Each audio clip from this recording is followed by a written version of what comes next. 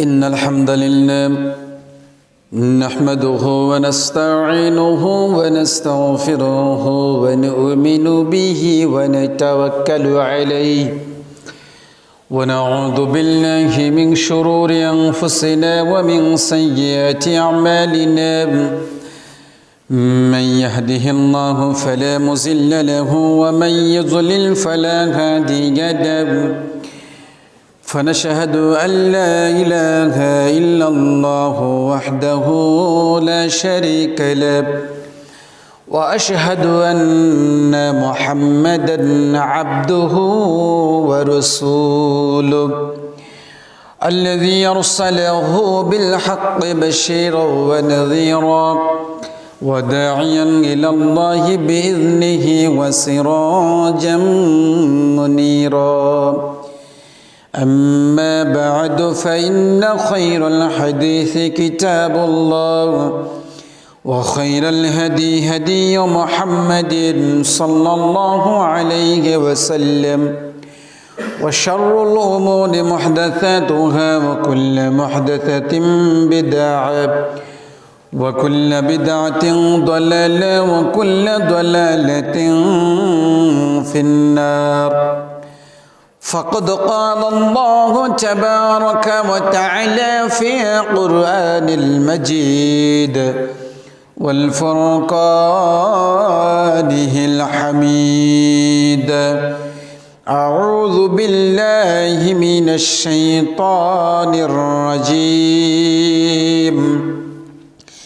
بسم الله الرحمن الرحيم يا أيها الذين آمنوا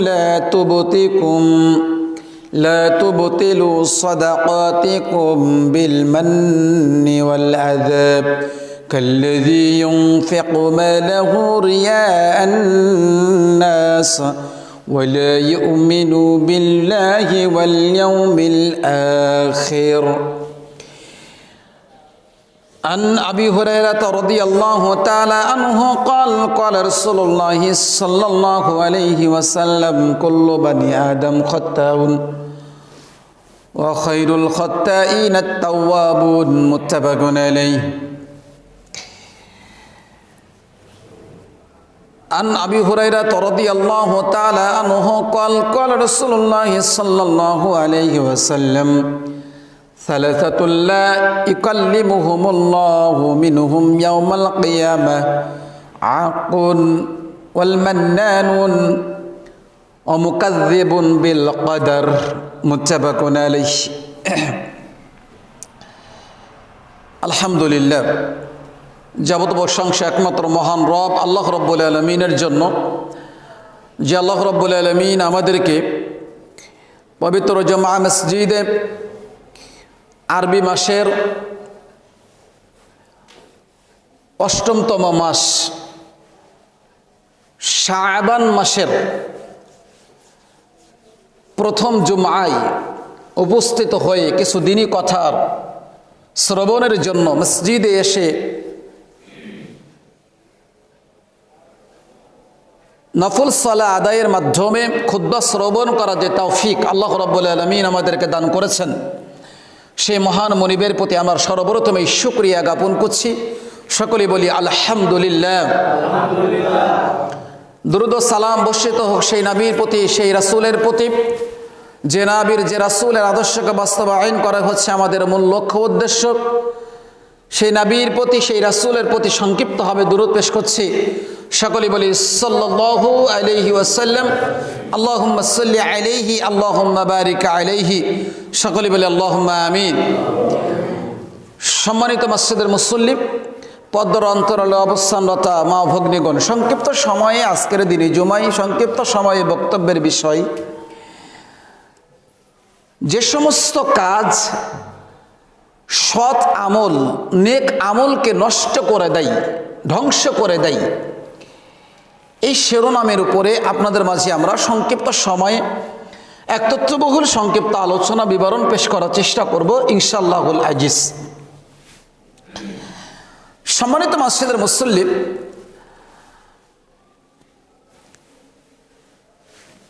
প্রত্যেক আদম সন্তান, প্রত্যেক মুসলিম ব্যক্তিরাই দুনিয়াবী জীবনে যে সৎ আমলগুলো করে, যে আমলে সালেহগুলো করে, যে নেক আমলগুলো করে, এই প্রত্যেকটি নেক আমল করার দুইটা মূল লক্ষ্য এবং উদ্দেশ্য প্রত্যেকটা আদম সন্তানের আছে। তার ভিতরে এক নম্বর মূল উদ্দেশ্য হচ্ছে, আমরা যে এই সৎ আমল করছি দুনিয়াবী জীবনে, ভালো আমল করছি, তার এক নম্বর উদ্দেশ্য হচ্ছে একমাত্র মহান রব আল্লাহকে সন্তুষ্ট অর্জন করা। আমরা যে দুনিয়াবী জীবনে সৎ আমল করছি, ভালো আমল করছি, ভালো আমল করার, সৎ আমল করার দুই নম্বর লক্ষ্য উদ্দেশ্য হচ্ছে জান্নাত লাভ করা। এই দুইটা উদ্দেশ্য নিয়েই প্রত্যেকটা আদম সন্তানই, মানুষেরা, মুসলিমরা, তারা সৎ আমল করছে, নেক আমল করছে। আবার এই সৎ আমলের মধ্যে আমাদের দ্বারা অনেক সময় এমন কিছু কাজ হয়ে যাচ্ছে, এমন কিছু পাপ হয়ে যাচ্ছে, যে কাজগুলো করার কারণে, যে পাপ কাজগুলো করার কারণে আমি যে সৎ আমলগুলো করলাম, আমি যে ভালো আমলগুলো করলাম, আমি যে নেক আমলগুলো করলাম, এই সৎ আমলের মাধ্যমে, নেক আমলের মাধ্যমে যে নেকি আমরা অর্জন করছি, এই সমস্ত নেকিগুলো, সওয়াবগুলো, আমলগুলো সব কিছু নষ্ট করে দেয় এমন কিছু কাজ আপনার আমার দ্বারা হয়ে যায়। কিন্তু দেখা যায় আমরা অনেকেই যে সমস্ত কাজগুলো করার কারণে আপনার আমার পিছনের যাবতীয় সৎ আমলের নেকিগুলো নষ্ট হয়ে যাচ্ছে, সৎ আমলের সওয়াবগুলো ধ্বংস হয়ে যাচ্ছে, ধূলিকণার ন্যায় পরিণত হয়ে যাচ্ছে, এটা আমরা না জানার কারণে আজকের আমি দেখা যাচ্ছে ভালো আমল করি, কিন্তু ভালো আমল করার পরেও আপনার আমার দ্বারা ওই সকল পাপ কাজগুলো করার কারণে, যে পাপ কাজগুলোর মাধ্যমে আপনার আমার পিছনের সৎ আমলগুলো নষ্ট হয়ে যায়, সেগুলো করার কারণে আপনার আমার নষ্ট হয়ে যাচ্ছে। এজন্য আমরা সংক্ষিপ্ত হবে যে সমস্ত কাজ বা যে সমস্ত পাপ কাজ করার কারণে আপনার আমার পিছনের যাবতীয় সৎ আমলগুলো, নেক আমলগুলো নষ্ট হয়ে যায়, সেগুলো নিয়ে আমরা ধারাবাহিকভাবে কিছু আলোচনা করতে চাই। আল্লাহ তাআলা আমাকে উক্ত বিষয়ের উপরে কিছু কথা বলার এবং আপনাদের কিছু কথা শ্রবণ করার তৌফিক দান করুন, সকলে বলি আমিন। সম্মানিত মসজিদে মুসল্লি, জুমার দিন সময় খুব স্বল্পতা, এই জন্য আমরা ভূমিকা না নিয়ে আমরা যতটুকু সময়ের মধ্যে আমরা কভার করতে পারি সেই কথাগুলো আমরা উপস্থাপন করার চেষ্টা করবো ইনশাআল্লাহ। সম্মানিত মসজিদের মুসল্লি, মনোযোগ দিয়ে কথাগুলো শুনবেন, তাহলে উপকার হবে ইনশাআল্লাহ। তার ভিতরে এক নম্বর, যে সমস্ত কাজ আপনার আমার পিছনের যাবতীয় সৎ আমল, নেক আমলগুলোকে নষ্ট করে দেয়, তার ভিতরে এক নম্বর হচ্ছে দান করে খুঁটা দেওয়া। কি করা হয়? দান করে খুঁটা দেওয়া, মানুষের উপকার করে খুঁটা দেওয়া। সমাজের অনেক ব্যক্তি আছেন দান করে, আলহামদুলিল্লাহ, দান করার মাধ্যমে অনেক সওয়াব অর্জন করা যায়। তো এই দান করার পরে বা আবার কোনো মানুষ একটা বিপদ আপদে পড়েছে, আপনি দেখা যাচ্ছে সেই মুসলিম ভাইকে বিপদে সাহায্য করলেন, বিপদ থেকে উত্তরণের জন্য আপনি তাকে সহযোগিতা করলেন, বিপদ উদ্ধার করার জন্য যা যা করা লাগে আপনি সেটা করলেন। করার পরে কিছুদিন পরে দেখা যাচ্ছে আপনি যে ওই মুসলিম ভাইকে উপকার করেছিলেন, সেই উপকারের কথা স্মরণ করিয়ে দিয়ে আপনি আবার খোঁটা দিচ্ছেন। এটা ইসলামের দৃষ্টিতে হারাম। কি ভাই? এটা ইসলামের দৃষ্টিতে হারাম। মানুষের উপকার করে, দান করে, খোঁটা দেওয়ার মাধ্যমে আপনি যে সৎ আমল করছেন, দান করে যে নেকি অর্জন করেছিলেন, এই সওয়াবগুলো, এই নেকিগুলো খোঁটা দেওয়ার কারণে আল্লাহ রাব্বুল আলামিন সব কিছু ধূলিসাৎ করে দেয়, নষ্ট করে দেয়। জোরে বলে নাউজুবিল্লাহ। আল্লাহ রাব্বুল আলামিন কি বলছেন? মহাগ্রন্থ আল কুরআনুল কারীম সূরাতুল বাকারা 264 নম্বর আয়াতে আল্লাহ রাব্বুল বলছেন, أعوذ بالله من الشيطان الرجيم يا أيها الذين آمنوا لا تبطلوا صدقاتكم بالمن والأذى আল্লাহ রাব্বুল আলামিন ঈমানদারদেরকে ডেকে বলছেন ইয়া আইয়ুহাল্লাযীনা আমানু, হে ঈমানদারগণ, হে বিশ্বাসীগণ, তোমরা যারা আমি মহান রব আমার প্রতি ঈমান এনেছো, আমার নবী রাসূলের প্রতি ঈমান এনেছো, যারা তোমরা তাকদীরের প্রতি ঈমান এনেছো, ফেরেশতাগণের প্রতি ঈমান এনেছো, পরকালের প্রতি ঈমান এনেছো, আমার কিতাব সমূহের প্রতি ঈমান এনেছো, আল্লাহ রাব্বুল আলামিন তাদেরকে ডেকে বললেন হে ঈমানদারগণ, হে বিশ্বাসীগণ, লা তুবতিলু সাদাকাতিকুম বিল মান্নি ওয়াল আযা, তোমরা কষ্ট দিয়ে, খুঁটা দিয়ে তোমরা তোমাদের পিছনের সৎ আমল সওয়াবগুলোকে, নেকিগুলোকে তোমরা নষ্ট করো না। কাল্লাযী ইউনফিকু মালাহু রিয়াআন নাস, আল্লাহ বললেন সেই সকল ব্যক্তিদের মতো যারা অর্থ সম্পদ, টাকা পয়সা আল্লাহ রাব্বুল আলামিনের পথে ব্যয় করে, কিন্তু সেই টাকা পয়সা অর্থ সম্পদ ব্যয় করে লোক দেখানোর উদ্দেশ্যে। তাহলে লোক দেখানোর উদ্দেশ্যে যারা আল্লাহর পথে ব্যয় করবে, আবার যারা উপকার করে মানুষদেরকে খোঁটা দিয়ে কষ্ট দিবে, এর মাধ্যমে আল্লাহ রাব্বুল আলামিন বান্দা ওই যে দান করেছিল, উপকার করে যে নেকি অর্জন করেছিল, এই নেকি অর্জন করার কারণেও আল্লাহ রাব্বুল আলামিন মানুষকে আপনি যে কষ্ট দিয়ে আপনি খোঁটা দিলেন, উপকার করে খোঁটা দিলেন, দান করে খোঁটা দিলেন, এই দান করে খোঁটা দেওয়ার কারণে আপনার পিছনের ওই নেকিগুলো আল্লাহ রাব্বুল আলামিন নষ্ট করে দেয়। জোরে জোরে বলি নাউজুবিল্লাহ। তাহলে ভাইরা আমার, উপকার করে খোঁটা দেওয়া যাবে না? যাবে না? যাবে না। যদি উপকার করে খোঁটা দেয় তাহলে আপনার পিছনের সৎ আমল নেকিগুলো আল্লাহ রাব্বুল আলামিন নষ্ট করে দেবে। দেখুন আল্লাহর নবী সাল্লাল্লাহু আলাইহি ওয়াসাল্লাম 2513 নম্বর হাদিস সহিহ আত-তারগীব ওয়াত তারহিবের ভিতরে পেয়ে যাবেন। আবু হুরায়রা রাদিয়াল্লাহু তাআলা আনহু বলছেন, রাসূলুল্লাহ সাল্লাল্লাহু আলাইহি ওয়াসাল্লাম বলেছেন, সালাসাতুন লা ইউকাল্লিমুহুমুল্লাহু মিনহুম ইয়াওমাল কিয়ামাহ, তিন শ্রেণীর ব্যক্তি রয়েছে যাদের সরফান ওয়ালা আদলান, বিচারে কাঠগড়াতে কিয়ামতের দিন তিন শ্রেণীর ব্যক্তি রয়েছে, সরফান ওয়ালা আদলান, যাদের ফরজ ইবাদত আল্লাহ কবুল করবে না, ওয়ালা আদলান, এমনকি নফল ইবাদত আল্লাহ কবুল করবে না। জোরে বলে নাউজুবিল্লাহ। কয় শ্রেণীর ব্যক্তির সালাত কবুল হবে না ভাই? কয় শ্রেণী? জোরে বলেন। তিন শ্রেণীর ব্যক্তির কথা আল্লাহ নাই বললেন, যাদের ফরজ ইবাদত কবুল হবে না, এমনকি নফল ইবাদত আল্লাহ কবুল করবে না।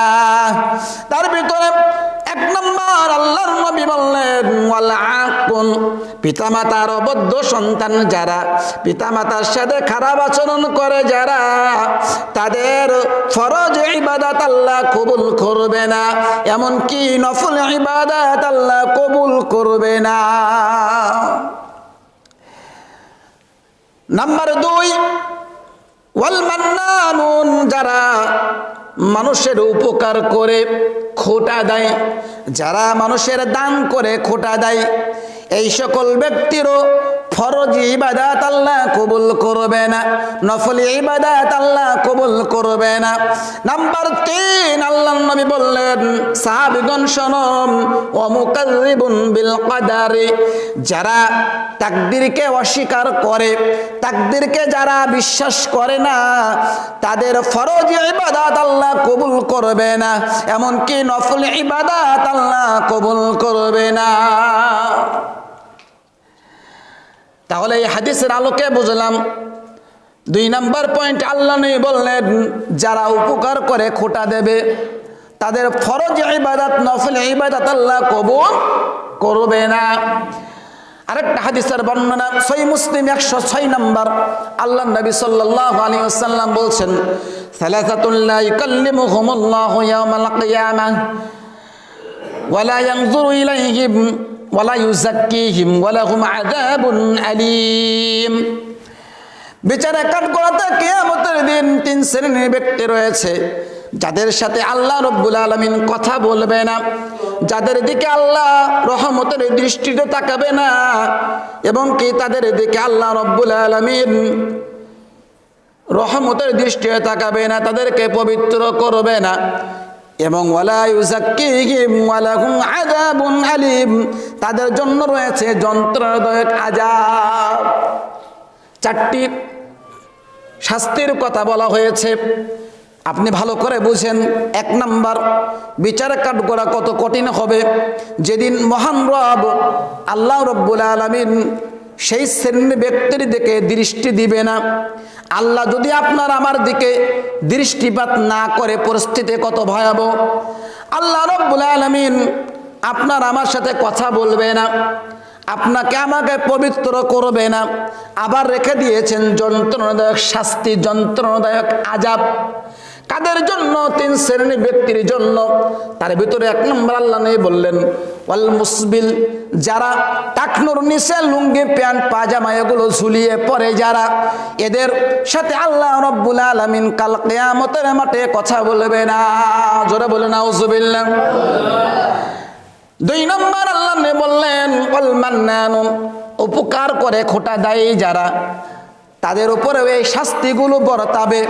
নাম্বার 3 ওয়াল মুনাফফাকু সিলআতাহু বিল হারিফিল কাযিবি, যারা মিথ্যা কসম খেয়ে পণ্য বিক্রয় করে, যারা মিথ্যা কসম খেয়ে যারা পণ্যগুলো বিক্রয় করে, এদের দিকেও আল্লাহ রব্বুল আলামিন কিয়ামতের মাঠে দৃষ্টি দিবে না, তাদের সাথে কথা বলবে না, তাদেরকে পবিত্র করবে না, এবং এদের জন্য আল্লাহ রব্বুল আলামিন রেখে দিয়েছেন যন্ত্রণাদায়ক শাস্তি।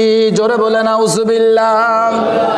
তাহলে ভাইরা আমার, বলছিলাম অত্র 2টি হাদিস এবং কুরআনুল কারীমের সূরাতুল বাকারা 264 নম্বর আয়াতের বিবরণে বুঝলাম যারা উপকার করে খোটা দিবে, দান করে যারা খোটা দেবে, এই দান করে খোটা দেওয়ার কারণে আপনি আমি যে সৎ আমল করেছিলাম, ভালো আমল করেছিলাম, এই ভালো আমলের নেকিগুলো সওয়াবগুলো খোটা দেওয়ার কারণে আল্লাহ রব্বুল আলামিন সব নষ্ট করে দিবে।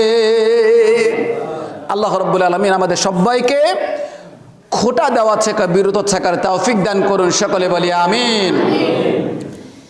এরপরে 2 নাম্বার, যে সমস্ত কাজ আপনার আমার পিছনের যাবতীয় সৎ আমল নেক আমলকে নষ্ট করে দেয়, ধ্বংস করে দেয়। 2 নাম্বার কাজ হচ্ছে গীবত করা। কি করা ভাই? গীবত করা।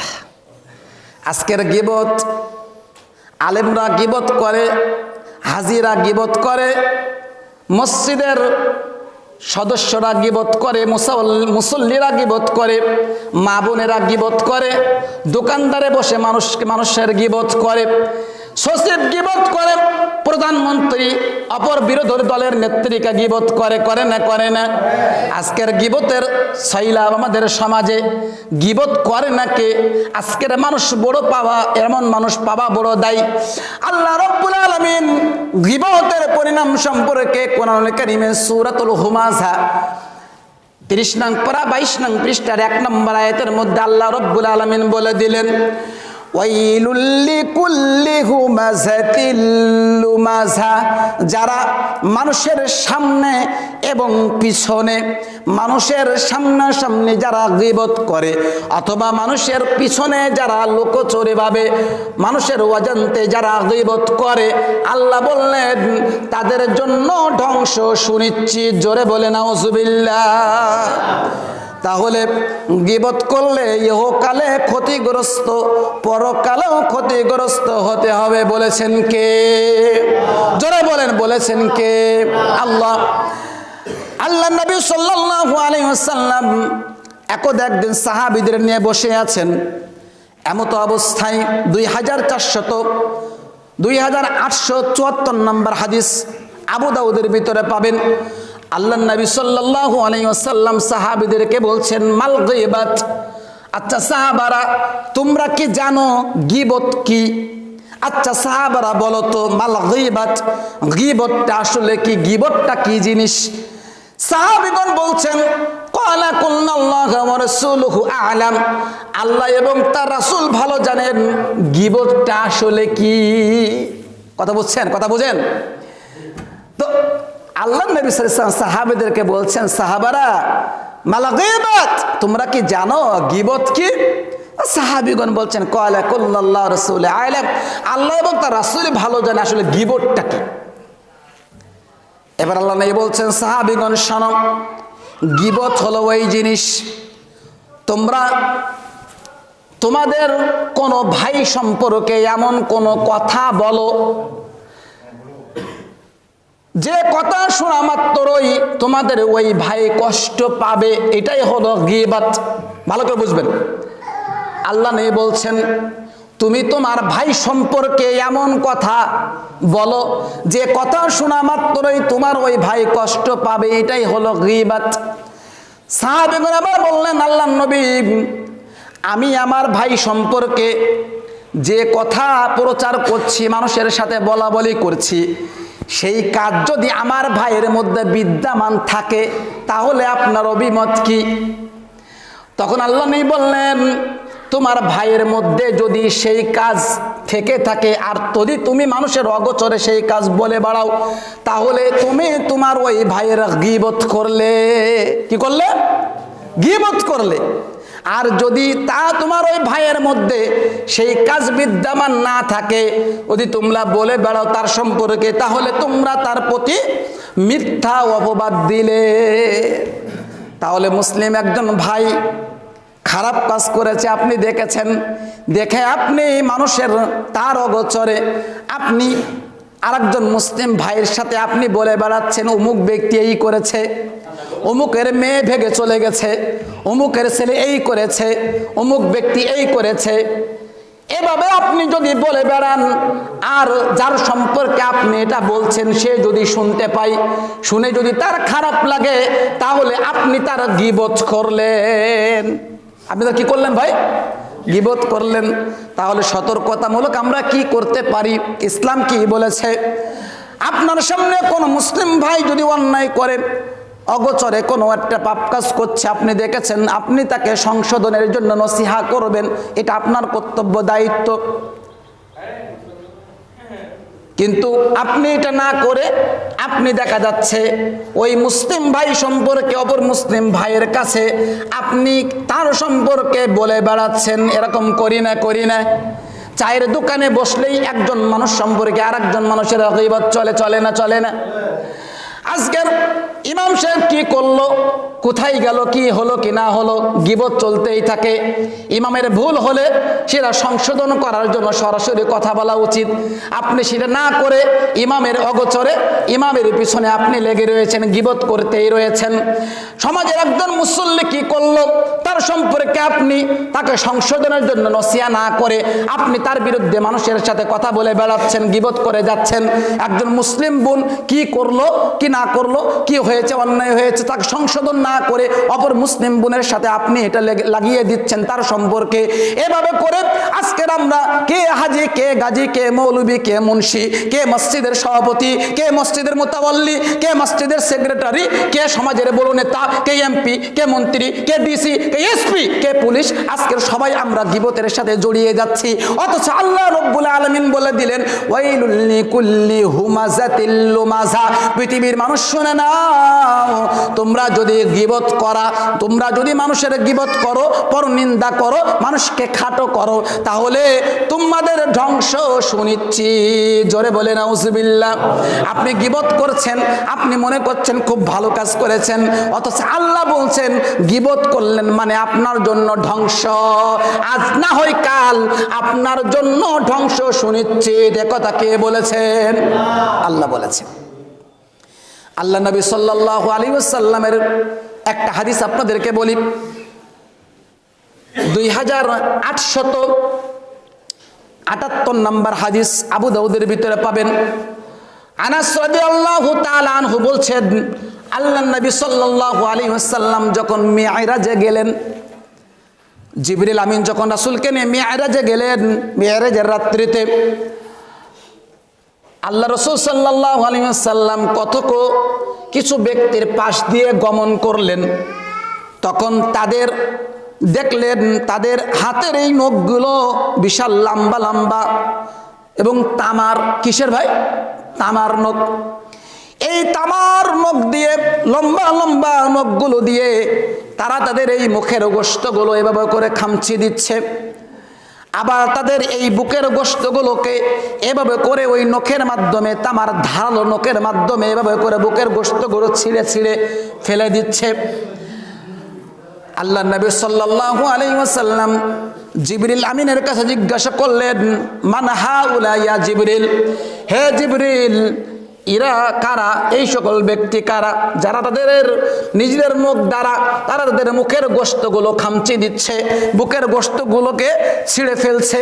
আল্লাহ নবী সাল্লাল্লাহু আলাইহি ওয়াসাল্লামকে জিবরিল আমিন বললেন, এরা হলো ওই সকল ব্যক্তি যারা দুনিয়াতে মানুষের গোশত খেত। কি খেত ভাই? গোশত খেত, অর্থাৎ মানুষের গীবত করত। আল্লাহ নবী সাল্লাল্লাহু আলাইহি ওয়াসাল্লাম গীবত করাকে মৃত ব্যক্তির গোশত খাওয়ার কথা উল্লেখ করেছেন। জোরে বলে নাউজুবিল্লাহ। মৃত ব্যক্তির গোশতকে খেতে চাইবে? খেতে চাইবে? যদি খেতে চায় তাহলে সে গীবত করবে, যদি কেউ খেতে চায় তাহলে সে কি করবে ভাই? গীবত করবে। তাহলে মনে রাখতে হবে, আপনি যখনই গীবত করলেন তাহলে আপনি মৃত ব্যক্তির গোশত খেলেন। জোরে বলে নাউজুবিল্লাহ। আল্লাহ নবী এটা বললেন। তাহলে জিবরিল আমিন বলছেন এরা হচ্ছে মৃত ব্যক্তির গোশত খেত, অর্থাৎ তারা যখন দুনিয়াতে জীবিত ছিল তখন তারা গীবত করত, মানুষের পরনিন্দা করত, চগলখড়ি করত, মানুষের সম্মানহানি করত। এজন্য আজকের তারা এই বিচারের কাঠ করে কিয়ামতের দিন তারা এই লোক দ্বারা তারা তাদের শরীরের চামড়াকে, মুখের এই গোশতগুলোকে এভাবে করে ছেড়ে ছেড়ে তারা ফেলছে। কাজেই আপনার আমার দ্বারা যেন কোনো গীবত না হয়, পরনিন্দা না হয়, চগলখড়ি না হয়, এই বিষয়ে আমাদের খেয়াল করতে হবে। তাহলে নাম্বার 2 আমরা জানলাম ভাই, যে সমস্ত কাজ আপনার আমার পিছনের যাবতীয় সৎ আমল, নেক আমলকে নষ্ট করে দেয়, তার ভিতরে একটা পাপ কাজ হচ্ছে গীবত করা, পরনিন্দা করা। আল্লাহ আমাদের গীবত করা থেকে বিরত থাকার তৌফিক দান করুন। সকলে বলি আমিন। এরপরে আসি ভাই 3 নম্বর, যে সমস্ত কাজ আপনার আমার পিছনের যাবতীয় সৎ আমল, নেক আমলকে নষ্ট করে দেয়। 3 নম্বর হলো জুলুম করা। কি করা ভাই? জুলুম করা। জুলুমের ব্যাপারে আজকের আমাদের বাংলাদেশে ওয়াজ নসিহত খুবই কম হয়। জুলুমের ব্যাপারে তেমন কোনো আলোচনা হয় না। জুম্মার খুতবায় খতিবরা আজকের ফজিলতের আলোচনাই বেশি করে, কিন্তু জুলুম নিয়ে আলোচনাই করে না। আজকের আপনার আমার দ্বারা যদি কোনো জুলুমের শিকার হয় কোনো মুসলিম ভাই বোন, তাহলে যতক্ষণ পর্যন্ত না আপনি ওই মুসলিম ভাইয়ের কাছে আপনি ক্ষমা না চাইবেন, ততক্ষণ পর্যন্ত আল্লাহ রব্বুল আলামিন এই জুলুমের পাপ আল্লাহ ক্ষমা করবে না। আপনি কাবা ঘরের গিলাফ ধরে যদি আপনি রাত দিন আপনি যদি কান্নাকাটি করেন ভাই, আর আপনি মুসলিম ভাইয়ের প্রতি জুলুম করেছেন, সেটা টাকা পয়সার জুলুম হতে পারে, কথার জুলুম হতে পারে। এই জুলুম যদি হয়ে যায় তাহলে ওই কাবা ঘরের দেওয়াল ধরেও কান্নাকাটি করলেও এই পাপ ক্ষমা হবে না। আজকের অধিকাংশ মানুষই আমরা জুলুম করি। কিভাবে? আজকের এখানে অনেক ভাইরা আছে, আজকের আমরা ভাইয়েরা আমরা আমাদের বোনের জমির ভাগ দেই না, জমির ভাগ না দিয়ে আমরা বোনের প্রতি জুলুম করছি। এরকম আছে না নাই? করছি। আজকের ভাই ছোট ভাইয়ের জমি মেরে দিয়েছে, আছে না নাই? অসংখ্য আছে। আজকের ভাতিজার, ইয়াতিম ভাতিজার জমি জায়গাগুলো আত্মসাৎ করে নিয়েছে, এরকম অসংখ্য ঘটনা রয়েছে।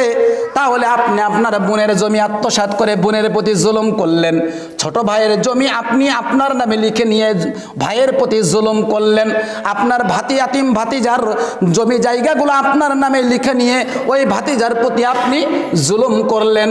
আজকের ক্ষমতা আছে, ক্ষমতার দাপটে, দলীয় দাপটে একজন গরিব অসহায় ব্যক্তির জমি আপনি অন্যায়ভাবে দখল করে নিলেন। আপনি এর জন্য অনুশোচনা বোধ যেটা আসা উচিত আপনার আমার মনের ভিতরে, সেটা আপনার আমার ভিতরে আসে না। অথচ ভাইজান আজকের যদি আমি আপনি নিঃশ্বাস ত্যাগ করি, আজকে রাত 10 থেকে 12 ঘন্টাকে 15 ঘন্টা, হাই স্কেলে 24 ঘন্টার ভিতরে আপনাকে সাদা কাপড়ে পরিয়ে আপনাকে কবরস্থ করার জন্য মানুষ ব্যতিব্যস্ত হয়ে পড়বে। জোরে বলেন ঠিক কিনা? আপনার এত অহংকার কোথায়, অহমিকা কোথায়? সব অহংকার অহমিকা গুলো সব কিছু মাটির সাথে মিশে যাবে, সব কিছু ধুলি করার নাই পরিণত হয়ে যাবে। তাহলে এই জুলুমের 4 পয়সা মূল্য নেই। আপনি যে জুলুম করলেন, টাকা পয়সা রেখে গেলেন, সব কিছু আপনার ছেলে মেয়ে, আপনার স্ত্রী এগুলো খাবে, কিন্তু আপনি এগুলো ভোগ করতে পারবেন না। বরং এর জন্য কিয়ামতের মাঠে আপনার সমস্ত নেকিগুলো ওই যে আপনি যার প্রতি জুলুম করেছিলেন, ওই জুলুমকারীর উপরে আপনার সমস্ত নেকিগুলো তাকে দিয়ে দিতে হবে। প্রখ্যাত সাহাবী আবু হুরায়রা রাদিয়াল্লাহু তাআলা আনহু বলছেন, বুখারীর বর্ণনা 2449 নম্বর হাদিস, আল্লাহ রাসূল সাল্লাল্লাহু আলাইহি ওয়াসাল্লাম সাহাবীদেরকে বলছেন, সাহাবী সঙ্গী সাথে শোনো, তোমরা যদি তোমাদের দ্বারা কোনো মুসলিম ভাইকে কষ্ট দিয়ে থাকো, জুলুম করে থাকো, সেটা কথার মাধ্যমে, টাকা পয়সার মাধ্যমে, যেটার হোক না কেন, তোমরা যদি মুসলিম ভাইয়ের প্রতি তোমরা জুলুম করো, নির্যাতন করো, তাহলে তোমরা অনতি বিলম্বে তার কাছ থেকে তোমরা ক্ষমা চেয়ে নাও, তার কাছ থেকে তোমরা ক্ষমা চেয়ে নাও। সেই দিন আসার পূর্বে যেদিন তোমাদের কাছে কোনো দিরহাম বা দিনার থাকবে না, অর্থাৎ কিয়ামতের মাঠে তোমাদের কাছে কোনো টাকা পয়সা থাকবে না, তোমাদের কাছে কোনো অর্থ সম্পদ থাকবে না। এবং কিয়ামতের মাঠে সেদিন তোমাদের যে দুনিয়াবী জীবনে সৎ আমল করেছিলে, ভালো আমল করেছিলে, এই ভালো আমলের মাধ্যমে যে নেকি অর্জন করেছিলে, এই নেকিগুলো ওই সকল ব্যক্তিদেরকে দিয়ে দিতে বলা হবে, অর্থাৎ দিয়ে দেওয়া হবে।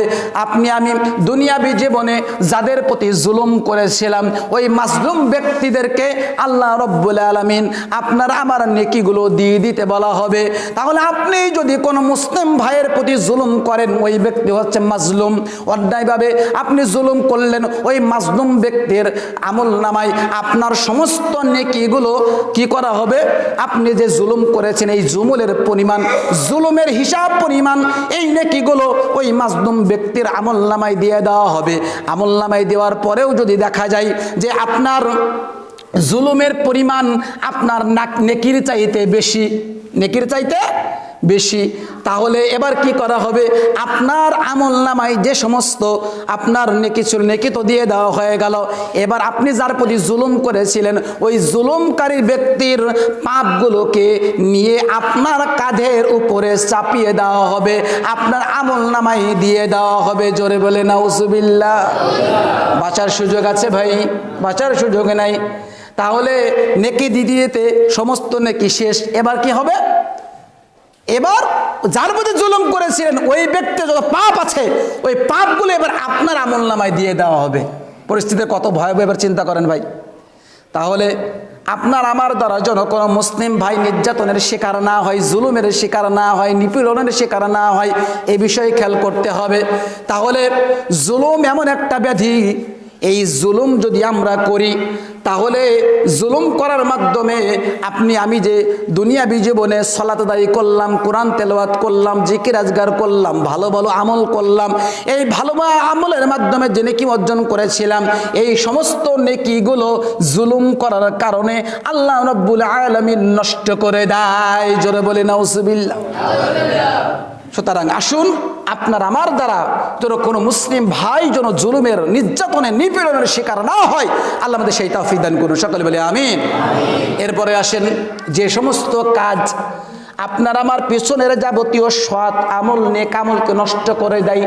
4 নাম্বার হলো লোক দেখানো আমল করা। এইটা খুব মারাত্মক। রিয়া, আরবি শব্দ হচ্ছে রিয়া। রিয়া শব্দ হচ্ছে কি? লোক দেখানো আমল। এই লোক দেখানো আমলকারীর সংখ্যা বেশি না কম? যারা বলেন বেশি না কম? বেশি। আজকের অনেক ব্যক্তি আছে সালাত আদায় করে, সালাত আদায় করছেন, যখন একজন মানুষ এসেছে একাকী সালাত আদায় করে, তাড়াহুড়ো করে সালাত আদায় করছে, যখন একজন ব্যক্তি প্রবেশ করেছে তখনই দেখা যাচ্ছে তার রুকু সেজদাগুলো একটু ধীরে সুস্থভাবে হয়ে যায়। কেন? কারণ সে ভাবছে এত তাড়াহুড়ো করে যদি সালাত আদায় করি তাহলে লোক কি বলবে, তাহলে ও সালাত আদায় করছে লোক দেখানোর জন্য, আল্লাহকে সন্তুষ্ট করার জন্য না। প্রখ্যাত সাহাবী আবু সাঈদ খুদরি রাদিয়াল্লাহু তাআলা আনহু বলছেন, আমরা একদা সাহাবারা বসে মাসিহে দাজ্জাল সম্পর্কে আলোচনা করছিলাম। এমত অবস্থায় কিছুক্ষণ পর আল্লাহর নবী আসলেন। আল্লাহর নবী এসে বলছেন, এ সাহাবারা, তোমরা কি নিয়ে আলোচনা করছো? বলছে আল্লাহ নবী, আমরা মাসিহে দাজ্জাল সম্পর্কে আলোচনা করছিলাম। তখন আল্লাহ নবী বলছেন, শোনো, আমি তোমাদের জন্য মাসিহে দাজ্জাল সম্পর্কে আরো একটা ভয়ঙ্কর একটা বিষয় নিয়ে আমি সবসময় কল্পনা করি, ভাবি মাসিহে দাজ্জালের চাইতেও ভয়ঙ্কর হবে। সাহাবীগণ বলছে, আল্লাহ নবী বলেন, আমরা তো জানতে চাই মাসিহে দাজ্জাল সম্পর্কে কোন কাজ সবচেয়ে ভয়ঙ্কর হবে, পরিস্থিতি ভয়াবহ হবে। আল্লাহ নবী বলছেন, সাহাবী সঙ্গী সাথে শুনে নাও, সেটা হলো শিরিকে খফি। সেটা কি ভাই? শিরিকে খফি। সাহাবীগণ বলছেন, আল্লাহ নবী শিরিকে খফি এটা তো বুঝলাম না। আল্লাহ নবী বললেন, শোনো, তোমাদের মধ্যে কোনো ব্যক্তি যখন সালাত আদায় করে, তখন সালাতে দাঁড়ানোর পরে রুকু সেজদাগুলো সে আস্তে আস্তে আদায় করে না, তাড়াহুড়ো করে সালাত আদায় করছে। যখন কোনো ব্যক্তি মসজিদে প্রবেশ করেছে, অর্থাৎ সে ভাবছে আমার এই সালাত কোনো মুসলিম ভাই দাঁড়িয়ে দেখছে, তখন সে আস্তে আস্তে সুন্দরভাবে তাসবিহ তাহলিলগুলো করে, রুকু সিজদাগুলো ধীরে সুস্থিরভাবে করে। এই যে দেখানো উদ্দেশ্য, লোক দেখানো উদ্দেশ্যে আমল করলো, এই লোক দেখানো আমল করাই হলো শিরিকে খফি। জোরে বলে নাউজুবিল্লাহ। তাহলে লোক দেখানো আমলকে রাসূল সাল্লাল্লাহু আলাইহি ওয়াসাল্লাম শিরিক কে খফি বলে উল্লেখ করলেন। আর এটা হচ্ছে মাসিহে দাজ্জালের চাইতেও এটা ভয়ঙ্কর পাপ, ভয়ঙ্কর একটা গুনাহ। তাহলে লোক দেখানোর উদ্দেশ্যে কোনো কাজ করা যাবে না। সিয়াম পালন করছেন কার জন্য? আল্লাহর জন্য। সালাত আদায় করছেন কার জন্য? আল্লাহর জন্য। হজ করতে যাবেন কার জন্য? আল্লাহর জন্য। দান সাদাকা করবেন কার জন্য? আল্লাহর জন্য। পিতামাতার খেদমত করবেন কার জন্য? আল্লাহ সন্তুষ্টির জন্য। এতিমের সেবা যত্ন করবেন কার সন্তুষ্টির জন্য? আল্লাহ সন্তুষ্ট। প্রত্যেকটি সৎ আমল, প্রত্যেকটি নেক আমল হবে একমাত্র কার জন্য? আল্লাহর জন্য। আল্লাহ রাব্বুল আলামিন দেখেন সূরা আনআমের ভিতরে বলে দিলেন, কুল ইন্না সালাতি ওয়া নুসুকি ওয়া মাহইয়ায়া ওয়া মামাতি লিল্লাহি রাব্বিল আলামিন।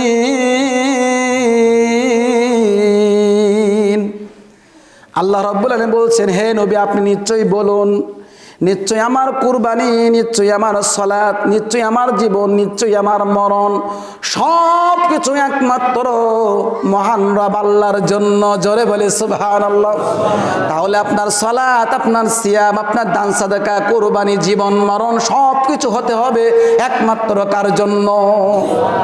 আর যদি একমাত্র আল্লাহকে বাদ দিয়ে অন্য কোনো উদ্দেশ্যে আপনার ইবাদত হয়ে যায়, তাহলে এই লোক দেখানো আমল করার কারণে আপনার পিছনের যত যাবতীয় সৎ আমল ছিল, নেক আমল ছিল, এই সৎ আমলকে আল্লাহ রব্বুল আলামিন নষ্ট করে দেয়। তাহলে আমরা 4 নম্বর জানলাম যে যে সমস্ত কাজ আপনার আমার সৎ আমলকে নষ্ট করে দেয়, তার ভিতরে 4 নম্বর হচ্ছে লোক দেখানো আমল।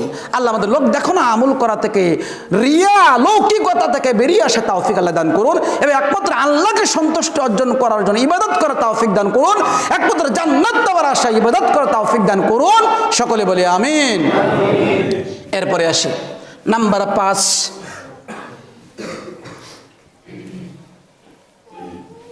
গোপনে পাপ কাজ করা। কি করা ভাই? গোপন পাপের সাথে জড়িত থাকা। এই গোপন পাপের সাথে জড়িত থাকা, এর মাধ্যমে আপনার পিছনের সৎ আমল, নেক আমলগুলো নষ্ট হয়ে যায়। একটা হাদিস বলি, তারপর ব্যাখ্যা করে বুঝবেন। 4245 নম্বর হাদিস ইবনে মাজার ভিতরে পাবেন। প্রখ্যাত সাহাবী সাওবান রাদিয়াল্লাহু তাআলা আনহু বলছেন, আল্লাহর নবী সাল্লাল্লাহু আলাইহি ওয়াসাল্লাম বলেছেন, কিয়ামতের দিন এমন কথক ব্যক্তি বা কথক দল আসবে আল্লাহর সামনে, তিহনান শুষ্ক পর্বতমালার মতো নেকি নিয়ে। আল্লাহ বলছেন যে আমি দেখব কিয়ামতের মাঠে এক শ্রেণীর দল রয়েছে বা এক শ্রেণীর গোষ্ঠী আসবে, যে তিহনান নামক একটা পর্বত আছে, এই পর্বত সমপরিমাণ নেকি, এরকম অসংখ্য নেকি নিয়ে, সওয়াব নিয়ে আল্লাহর সামনে তারা দণ্ডায়মান হবে, দাঁড়িয়ে যাবে। আল্লাহ নিয়ে বলছেন, যখন সেই নেকিগুলো নিয়ে, অসংখ্য নেকি নিয়ে উপস্থিত, আল্লাহ রাব্বুল আলামিন ওই সকল ব্যক্তির ওই পর্বত পরিমাণ অসংখ্য নেকিগুলো আল্লাহ রাব্বুল আলামিন নষ্ট করে দিবেন, ধূলিসাৎ করে দিবে। জোরে বলে নাউজুবিল্লাহ। সাহাবীগণ জিজ্ঞাসা করছেন, আল্লাহ নবী, কারণ কি? কি জন্য এত নেকি অর্জন করার পরও এই নেকিগুলো আল্লাহ রাব্বুল আলামিন সব কিছু ধ্বংস করে দিবে, সব কিছু আল্লাহ নষ্ট করে দিবে, কারণ কি? আল্লাহ নবী সাল্লাল্লাহু আলাইহি সাল্লাম বলছেন, শোনো, তারা হচ্ছে তোমাদের সম্প্রদায়, তারা তোমাদের জাতিগোষ্ঠী। তোমরা যখন রাতে সালাত আদায় করো, তখন তারাও রাতে কি করে? সালাত আদায় করে। কিন্তু আল্লাহ রাব্বুল আলামিন যে সকল কাজগুলোকে হারাম ঘোষণা করেছেন, সেই সকল কাজগুলো তারা মানুষের অগোচরে লুকিয়ে সেই সকল হারাম কাজের সাথে তারা জড়িয়ে যায়। এজন্য এই হারাম কাজ করার কারণে তাদের এই যে যাবতীয় সৎ আমল ছিল, নেক আমল ছিল, পাহাড় পরিমাণ নেক আমল, এই নেক আমলগুলোকে আল্লাহ রাব্বুল আলামিন সব কিছু ধূলিকণায় পরিণত করে দিয়েছেন। জোরে বলে নাউজুবিল্লাহ। তাহলে ভাইজান, এবার আসেন আমরা যেটা বলতে যাচ্ছি। আজকের আমাদের সমাজে অনেক ব্যক্তি আছে 5 ওয়াক্ত সালাত আদায় করে, করে না? করে না? করে। আবার 5 ওয়াক্ত সালাত আদায় করে গোপনে সুদের লেনদেন করে, আছে না নাই? আজকের আমাদের ভিতরে অনেক ব্যক্তি আছে, রমজান মাস আসলে দাড়ি টুপি জুব্বা মাশাআল্লাহ আগের কাতারে দাঁড়িয়ে যায়। ঈদের দিনে আগের কাতারে পাওয়া যায়, 5 ওয়াক্ত সালাত আদায় করুক বা না করুক, অথচ ওই ব্যক্তি দেখা যাচ্ছে রাতের অন্ধকারে মদ পান করতে থাকে, আছে না নাই? আজকের অনেকে দেখা যাচ্ছে বিড়ি খাই, অনেকে দেখা যাচ্ছে হেরোইন খাই, ফেন্সিডিল খাই, ইয়াবা খাই। আবার দেখা যাচ্ছে আল্লাহর ইবাদত করে, সিয়াম পালন করে, দান সাদাকা করে, কোরআন তেলাওয়াত করে। তাহলে আবার মানুষের অগোচরে এই পাপ কাজগুলো করছে, অথচ সে মনে করছে কেউ দেখে নাই। কিন্তু তার ধারণা করা উচিত, তার ব্রেনটা নিয়ে আসা উচিত, কেউ দেখে নাই, দেখেছেন কে? আল্লাহ দেখেছেন। আল্লাহর কাছ থেকে ফাঁকি দেওয়ার সুযোগ আছে না নাই? সুযোগ নাই। বিশেষ করে 2 জন ফেরেশতা রয়েছেন, কিরামান কাতিবিন, 2 জন সম্মানিত লেখক ফেরেশতাগণ। আপনি যে পাপ কাজ করেছেন গোপনে, সেই পাপগুলো ফেরেশতারা লিপিবদ্ধ করে। তাহলে গোপনে আপনি মোবাইলে খারাপ সিনেমা দেখছেন, দেখছেন কে? মানুষ দেখে নাই, দেখেছেন কে? আল্লাহ দেখেছেন। আবার আপনি সালাত আদায় করেন, আবার আপনি কোরআন তেলাওয়াত করেন, আবার আপনি আল্লাহওয়ালা ব্যক্তি। এরকম গোপনে অসংখ্য গোপন পাপের সাথে আমরা জড়িত রয়েছি। অথচ ভাইজান মনে রাখবেন, আপনি আমি যতই সালাত আদায় করি, সিয়াম পালন করি, দান সাদাকা করি, এই ভালো আমল করে আমরা যে নেকি অর্জন করলাম, এই নেকিগুলো আস্তে আস্তে আপনার ওই আমলনামা থেকে সব কিছু কেটে যাচ্ছে। কিভাবে? আপনি যে গোপন পাপের সাথে জড়িত রয়েছেন, গোপন পাপ কাজগুলো করেছেন, এই গোপন পাপ কাজ করার কারণে আপনার এই যাবতীয় সৎ আমলগুলো আল্লাহ রাব্বুল আলামিন নষ্ট করে দিচ্ছেন, ধুলি করার নাই পরিণত করে দিচ্ছে। এজন্য আসুন আমরা যে সকল সৎ আমলগুলো করছি, এই সৎ আমলগুলো নিয়মিত করব, এবং আপনার আমার দ্বারা যে সকল গোপন পাপ কাজ হচ্ছে, জড়িত রয়েছে, এই সকল গোপন পাপ থেকে আমরা বেরিয়ে আসার চেষ্টা করি। আল্লাহ আমাদের তৌফিক দান করুন, সকলে বলে আমিন। এরপরে আসেন সবচেয়ে মারাত্মক এবার যে পয়েন্টটা, সেটা হচ্ছে শিরক। শিরকের ব্যাপারে আমাদের অগ্রণী ভূমিকা পালন করতে হবে। কেউ যদি শিরকে কর্ম করে, শিরকে কর্ম করলে, শিরকে কর্ম করার কারণে আল্লাহ রাব্বুল আলামিন তার পিছনের যাবতীয় সৎ আমল, নেক আমলকে আল্লাহ নষ্ট করে দেয়। জোরে বলে নাউজুবিল্লাহ। আল্লাহ কি বলছেন দেখেন, কোরআনুল কারীমের সূরাতুল আনআম 7 নং পারা 17 নং পৃষ্ঠার 88 নম্বর আয়াতের ভিতরে আল্লাহ বললেন, ওয়ালাউ আশরাকু লাহাবিতা আনহুম মা কানু ইয়ামালুন।